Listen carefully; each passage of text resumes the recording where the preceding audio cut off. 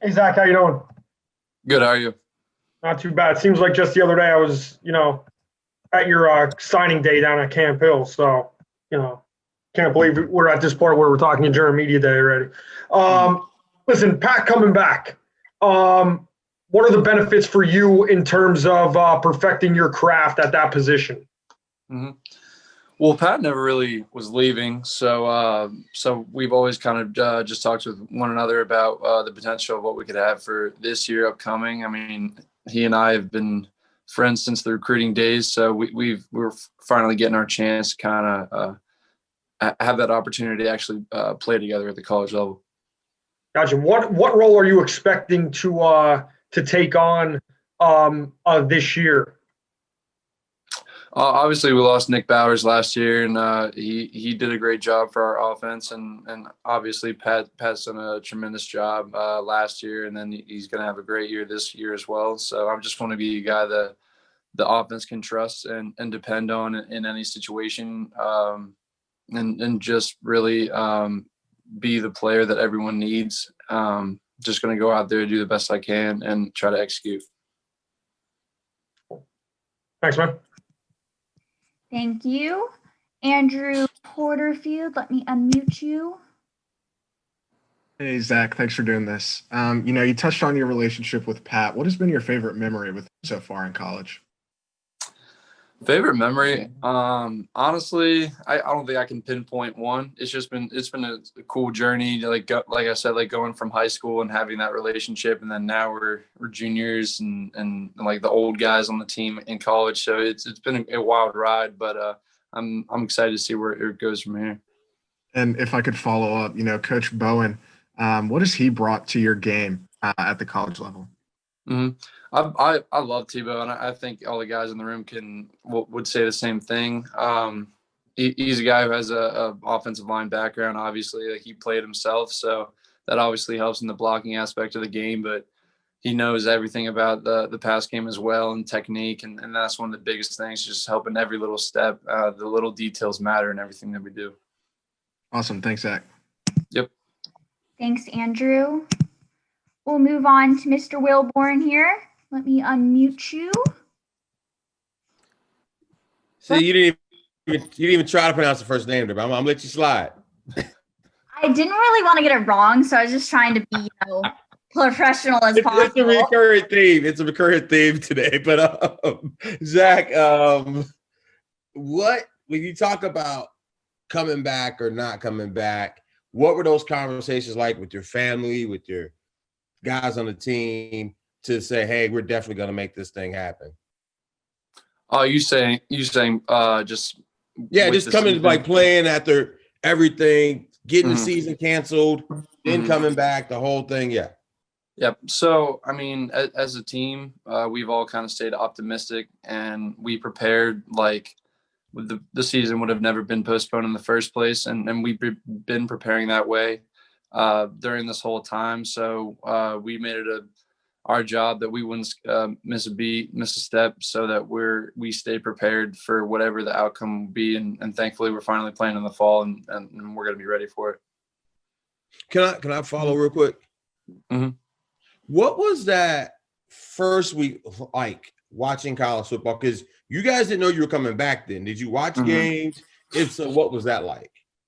Yeah, it was a little different for sure. That's something that we're not really used to, which is watching other college games going on. It felt a little weird at first, but like I said, I'm glad that we'll be playing now. So Thank you. We'll move on to Gabe here. Let me unmute you. Hey Zach, thanks for doing this. I just have a quick question. Yesterday the whole number zero thing was announced. Who do you think is one of your teammates that's deserving of wearing number zero? yeah, that was just they just kind of broke the news to us yesterday as well, and we watched the video as a team. I think it's just going to be a player that, from what I kind of taken from it, is a key like special teams player for us as well, and just the like we always say, like change the game. So I think there's a lot of different candidates of guys who are great special teams players. So I can give you one answer who I think will probably get it. Do you have a follow-up at all there, Gabe? I can re-unmute you. I'm all good. Thank you. Perfect. No problem.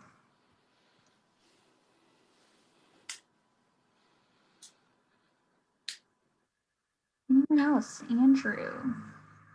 Kent, let me unmute you, sir. Hey there, Zach. What's obviously the last few months have been extremely strange, and I feel like this is sort of a return to normalcy. It kind of feels like that. But I mean, you're on a college campus with people. I know that you guys are not like in like a huge crowd, of regular classmates or whatever. A lot of people are doing online classes. But what has been the strangest or hardest thing about being on a college campus? I mean, you're all Big Ten academic.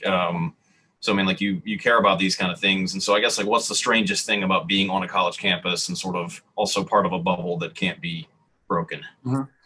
Well, honestly, I think like one of the biggest changes, like you said, is the Zoom university type feel, which is where most of like all of my classes personally are online. So I don't go to classes on campus. So for me, one of the biggest changes has just been bringing the classroom to my personal room. So making sure I got like a clear desk and things for my classes, and then making that transition to football as well. And also, like you said, like we're up here on a college campus, but it's not that for us at this moment. Like it's more of a, we got to make the sacrifices now to keep each other safe. And our coaches and our staff have done a great job of putting things in place for us so that we can stay safe and still practice and train in a safe way. So, I mean, that's been one of the biggest changes, I guess. But like you said, getting back to normal day by day, and that's the ultimate goal. You guys are tested a lot. And, that said, I mean, one thing I've been sort of personally curious about, like football, apart from the obvious contact, there's a lot of contact, high fives even, or, like touching your face that like people don't even think about. I mean, there's just like a lot of incidental contact that like I've wondered is that weird? Like I've shaken 7 hands in the last 6 months, and I remember each of those handshakes because I'm just like, whoa, it's a handshake. I don't think I've high-fived anybody, but I mean, you're on a football field and with like in a football facility. So when somebody like does this thing to you, what is that like now compared to a year ago? Mm-hmm. Even though you guys are tested and fine. Mm-hmm. Yeah. Well, like you said, like we're tested too. And just because we test negative doesn't necessarily mean that totally nothing to worry about. So, and even during practice, we're wearing our masks. We have face shields and things. And anytime our helmets are off, we have other masks, gaiters that we can put around our faces so that we're protecting one another. Yeah, like you said, it is a little weird because those are little things that you don't even think about. But again, like I said before, like Andy and our staff has done a great job of giving us everything that we can to help protect one another. We social distance when we can. Obviously, with football, there are certain times that you are going to be in contact with one another, but the amounts of time that you're in contact isn't as high risk as it would be where normal people, 2 people talking, not having a mask or something like that. So we limit the times that we are in full contact, and when we are able to be apart from each other, that's when we'll social distance and following all our guidelines. What do you find yourself being cognizant of that maybe you wouldn't have been, I don't know, before all this, I guess? I mean, again, like the distancing or touching things and things like that. I mean, again, like this is not the, point out, landmines or whatever. It's more just like kind of the social aspect of this, but like, what is something that you personally are just, football is like so, hands-on in every possible way. Like, what is something that you're, a little, more careful about that, like what's something that has stuck with you on this that, and when you're trying to go about a normal day as best as that can be? You're saying more outside of football or in football? Either. I mean, I guess either. Yeah. I mean, just as like a regular person on a college campus, I think that would be, something you pay attention to. It is a little strange, but I mean, if we limit our travel, if I have to go to the grocery store, I'm obviously going to wear a mask. I'm going to stay away from others. And like I'm putting hand sanitizer before I go in, hand sanitizer after, and we're taking all this precautions because, like I said, it's not just about my personal health, because if I contract a virus, I could very easily pass it to another one of my teammates and then so on. So it's about taking care of myself, but also being accountable for my teammates' health as well. So when you kind of have that mindset, you take those extra precautions and you do those types of things, not only to protect yourself, but to protect your brothers.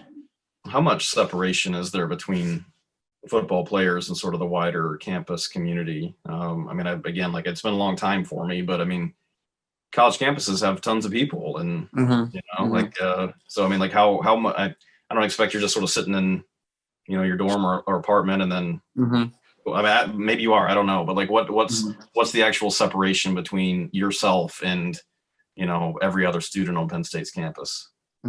Well, I mean, we've kind of made an agreement as players, like made an agreement with each other that we're gonna make the sacrifice, and not a lot of people want to make that sacrifice, but we do separate ourselves from people who aren't involved in the program because we can trust the people that we're with. We know who they've been around.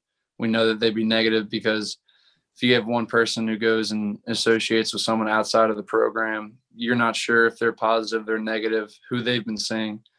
So, I mean, I guess you could say we're kind of in a bubble ourselves, but we have chosen that. It's nothing that has been like forced upon us, but we're making that sacrifice ourselves so that we can have a season. And I mean, I'm glad that we're having one now, and so that we can kind of continue that. You see with other programs where, I mean, I can't speak on what another program is doing, but they have COVID outbreaks and postponements of games, cancellations of games, and that's something we want to avoid at all costs.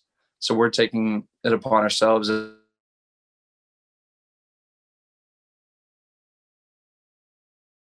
because the rewards at the end are a lot greater than what we're sacrificing right now. Right. I mean, even the hashtag was "we want to play," and like that obviously during a time like this does require some sacrifice. Like, what more can you tell me about that agreement? Like, how did that meeting come about? How many, was it everybody? Was it just like was it position groups? Like, what can you tell me specifically about that meeting of like, yes, this is what we're going to do and it sucks, but.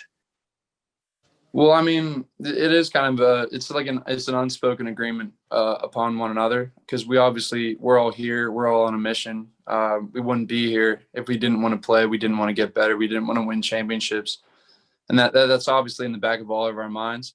So going from a point of where there's no season, it kind of is in shambles in a way, because you're not really sure what to expect. But we just wanted to all voice our opinions and do what we can to try to persuade that, like, we want to play. We've been given the guidelines of everything that we can follow. Our coaches and our staff have done a great job of keeping us safe in these crazy times of everything. And so we just kind of all agreed with one another that, like, we do want to play. We can play safely and to continue the season in the fall. So what are you having to sort of sacrifice as part of this agreement? And now, was there an actual meeting, or was it just sort of here's what we're going to do? Like what did you guys sort of decide to sacrifice? Well, again, it's just like we're talking with each other every day, teammates. It doesn't have to be like one formal thing, but I mean, we all agree that we can make these sacrifices for ourselves, ourselves, and honestly make the sacrifices for our teammates and keeping everybody safe, not just ourselves, but like I've been saying, like everybody on our team. And if we have to sacrifice a couple months of maybe what a normal college life would be, and we can win a Big Ten championship or be in the playoffs, win a national championship, I think that'd be all worth it in the end. What's one example of a specific sacrifice? It may be something I'm not even thinking of, but I mean, I guess if like somebody, if you're walking around, he walks up to you and says, hey, Zach, just want to talk about the season, that could be problematic. So like, what's one, like just one specific, even if it's small, sacrifice that you've had to make,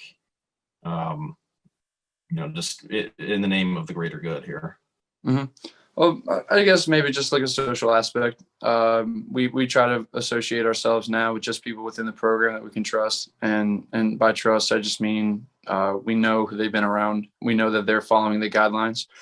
And we can go to a restaurant and we can sit down at a restaurant, maybe see if someone sees us or wants to walk up to us. Well, obviously we wear our masks or we keep them at a safe distance because of the guidelines that we've set in place for us. It's not like we're in prison, but we're taking precautions and precautions that we need to take to keep each other safe. Thank you. Thanks, Kent. Donnie, let me unmute you really quick. Thanks. Hey, Zach, I'm probably going to ask you a question you've been asked about 15 times, but what does it mean to have Pat back? What's your relationship like with him? How much have you learned from him? And, how has he kind of helped you take the next step? Well, Pat and I kind of came in together, and we've had that relationship since before even college. Like through high school, we began that relationship and created that bond with one another. And it's been great going through the years. I mean, I've learned a lot from Pat and the way he prepares. I think that's one of the biggest things, because everybody sees what he does on the field, but they don't really see what he's doing behind the scenes, what he's doing in the weight room, doing after practice, getting extra work, whether it's treatment, whether it's film study or anything like that. And so that's one of the biggest things I've learned, is just how to prepare and to make your body, make your mind ready for those moments. Okay, so this new offense, what is it? How is it different for the tight ends? How does it feature you guys a little bit more, a little differently? What ways is it fun for you? I love the new offense. I love what Coach Rock is doing.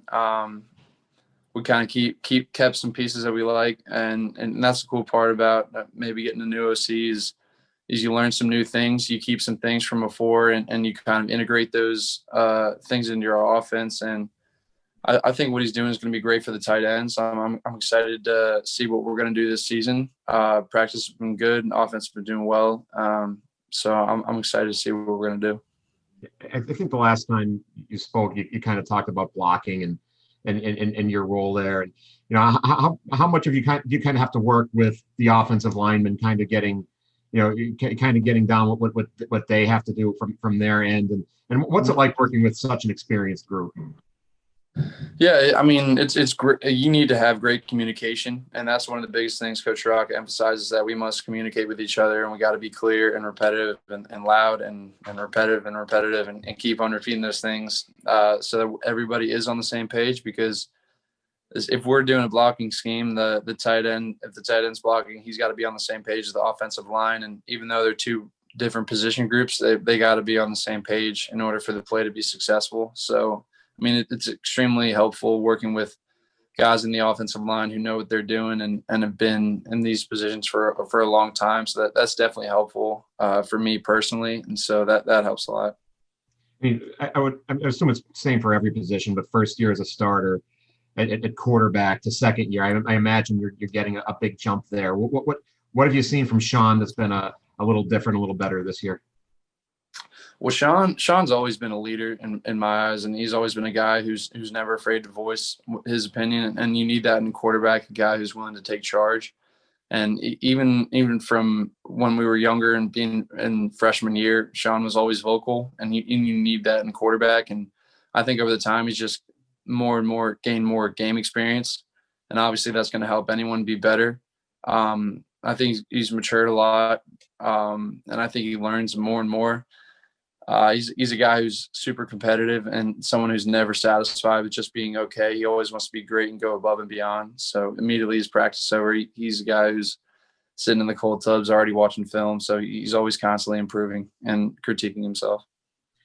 How comfortable is this team with what you've got at quarterback? Not only did Sean play a lot last year, Will got in. He showed some pretty good things too. How comfortable are you guys with him? Oh, we're very comfortable. They're both totally capable people of playing the position. Will is obviously a great quarterback as well. He's a great addition to the offense and what he brings to the table. And Sean too, local leader, and he got a great arm. They both got great arms, and honestly, we're super comfortable with both guys. What have you seen from the wideout group? I mean, that's a group that kind of, because of the relative lack of experience, I guess, from that spot that kind of has drawn some attention. But what have you seen from them from a development perspective, as much as you, or as little as you guys have been able to work from then and from the spring until now? What have you seen from them from an improvement standpoint? I think our wides have done a great job. We've got some great wideouts that are coming back. And some of the younger guys have done a great job of stepping up as well. And like you said, we haven't had a ton of time together. But like when we're running routes for the quarterbacks, I mean, I spend most of my time with the tight ends, but from what I've seen for the wideouts, they've done a great job, and they're poised to have a great year. What are you looking forward to most about? I mean, maybe not even just playing, but getting back to practicing. And you know, this is not something you guys are guaranteed by any means. Honestly, just getting back as much as I can, getting back to normalcy, and that's one of the biggest things. It's so great to slowly but surely be around the guys more and more, because we're used to being with them all the time and no restrictions of things. So it's a little weird before, just like being separated from one another, having being separated from everyone. So it's great to kind of get back to be with everybody in a safe way. And so I'd say that's one of the biggest things. Have you thought much at all about the prospect of playing in front of no fans? I would imagine that's going to be a very different thing for you guys. Mm-hmm. Yeah, I mean, yeah, obviously that'll be different. We're used to having over 100,000 people in the stands watching us, so it's going to be a different aspect and a different challenge that we'll have to face. But I know we can overcome it. Just got to create our own juice, create our own energy, and I know we have plenty of guys on our team that help bring the juice, and everybody else can kind of get behind that, and we'll ride that. I mean, you guys when you're going into a tough environment, you could turn up the music or something like that. How do you prepare for no sound coming from the seats? Mm-hmm. Well, usually what we do is if we're going into a hostile environment, we know there's going to be a lot of music. The whole week of practice, we'll be blasting music to the point where we can't hear one another, and that kind of helps prepare us. But I suppose like we won't have music. We'll have to focus on and focus on our communication with each other, so that maybe it'll be helpful. Maybe in some aspects may hurt us, but like I said, it'll be a challenge that we'll overcome, and we'll take it on as it comes.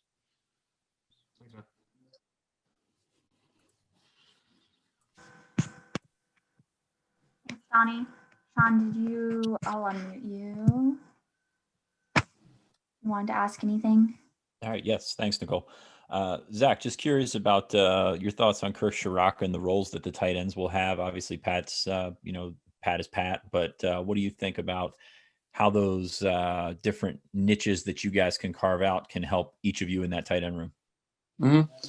I think the offense is going to be great for the tight ends. Obviously, Pat's a great player, and you get your playmakers the ball. So I think there's going to be great options for getting the Pat the ball, and like same thing with our wideouts. We have things set in place to have our playmakers make those plays, and just going in like down the line of the tight ends. I think it's going to put me and other tight ends in great position as well. Just going throughout the season, and I'm really excited to see what's going to happen. For you as a former receiver, I mean, did you look at that Minnesota tape and think that you could maybe emulate some of their receiver stuff, or do you see yourself, reverting to the traditional tight end spot, as kind of what they didn't really use at Minnesota? I mean, what do you look at when you see the film in Minnesota and think this is how I fit in? Mm-hmm. Well, I think we have a totally different skill set in the tight end room than Minnesota had. I don't know about Minnesota or Minnesota's tight ends or their dynamic of players, but I'm very confident in our players. I know what we're capable of, and I think we can expand the tight end role. We could be a receiving tight end. We can be a blocking tight end. And I think that's what's so great about the tight end position is you're not just one. You got to be great at both. And I think that's going to be a great aspect this year. Do you see yourself in more 12 with the receiver situation, with the talent in the tight end room? Do you see that playing off and increasing your reps? Obviously, I'd love to see more 12 personnel. I'd love to see all tight ends in there. But no, I think we have great receivers. I think we have great tight ends, and our coaches are going to make that decision when the time comes, what's going to put us in the best position to win games. Sean, let me grab Lauren real quick, and then if you have more, you can go. Cool. Hi, Zach. How's it going? We're asking everybody this, but I was wondering, who do you kind of have your eye on as a breakout player to watch for this season? And it can be on either side of the ball. Mm-hmm. Honestly, two guys at least on defense. I think offense as a whole, I think we have a lot to do, and we have barely scratched the surface. But two guys on defense, honestly, I'd say are probably Charlie Catcher and Nick Tarburton. I think those are two guys that not a lot of people have heard about, but I think they're gonna have great years. Thanks.